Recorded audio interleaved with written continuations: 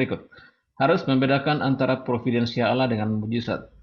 Oke lah, beta pikir beta sudah bahas di sini. Tapi kalau mau ngomong seperti ini, sejujurnya itu definisi mujizat sendiri harus diperjelas dulu. Karena ada begitu banyak definisi mujizat yang berseliweran di luar sana gitu. Dan antara para hamba Tuhan sendiri itu uh, mereka berbeda pendapat gitu. Jadi kalau mau bilang membedakan providensia dari mujizat, oke, wait a minute. Kita mesti duduk bersama dulu, diskusikan, definisikan istilah-istilah ini secara baik itu baru kita bilang harus harus membedakan lah gitu kan. Karena ada juga orang berpegang pada ada definisi mujizat yang tidak dikotomikan antara kedua hal itu gitu. Uh, jadi maksud beta itu perlu ada diskusi dari banyak tentang hal ini. Artinya ya ini justru sebenarnya justifikasi bagi kita untuk lebih banyak membahas tentang logika dalam teologi kita. Bukan ini tidak bisa digunakan sebagai justifikasi untuk menarik diri dari pembahasan tentang mujizat. Ini ada masalah ini. Definisi mujizat sendiri ada banyak berseliweran. Beta pernah dengar baru kemarin. Videonya lama sih. Videonya lama. Seorang hamba Tuhan di Kupang yang cukup terkenal. Beta mau sebut siapa. Dia mendefinisikan mujizat itu sebagai sesuatu yang berlawanan dengan hukum alam.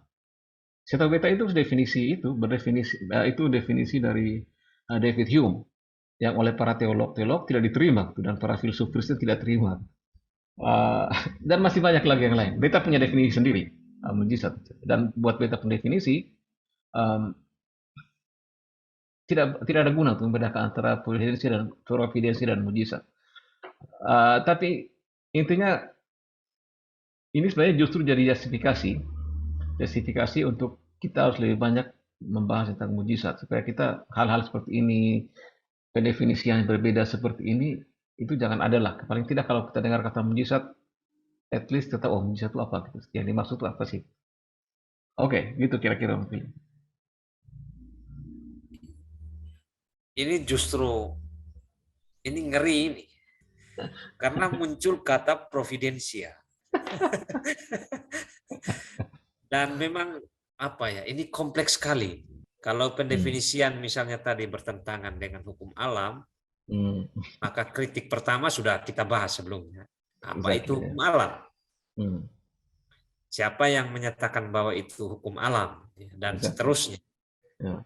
Ini masuk providensia ini.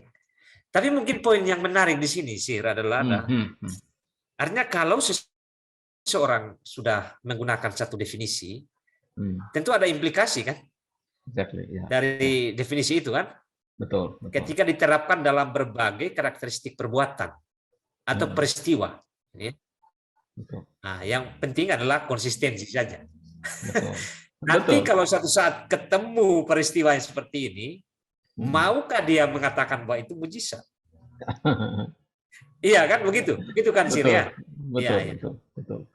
Dan pada titik mana kita sebut misalnya, bukan hanya kata mujizat, tetapi juga providensia itu sendiri.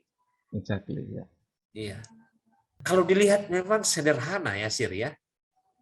Orang mengangkat argumen seperti ini, tapi kalau kita bedah lebih lanjut, waduh, kerumitan di baliknya itu luar biasa. Itu dia.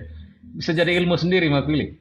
Iya, makanya pelajaran logika ini sangat penting untuk bisa melihat sisi lain dari alasan-alasan yang dikemukakan seperti itu.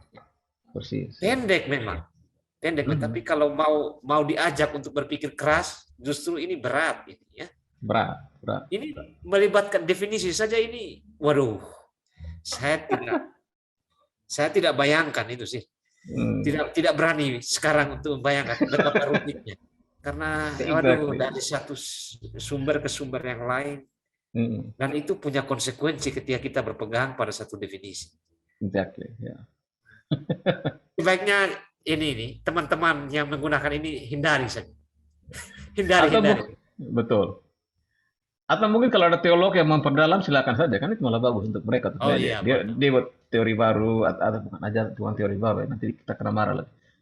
Ada hipotesis baru, bukan ajaran yang formulasi yang baru gitu kan. Tapi kalau yang ini apa yang hanya sekedar buang-buang jagung sebaiknya jangan pakai ini karena Jangan ini berat.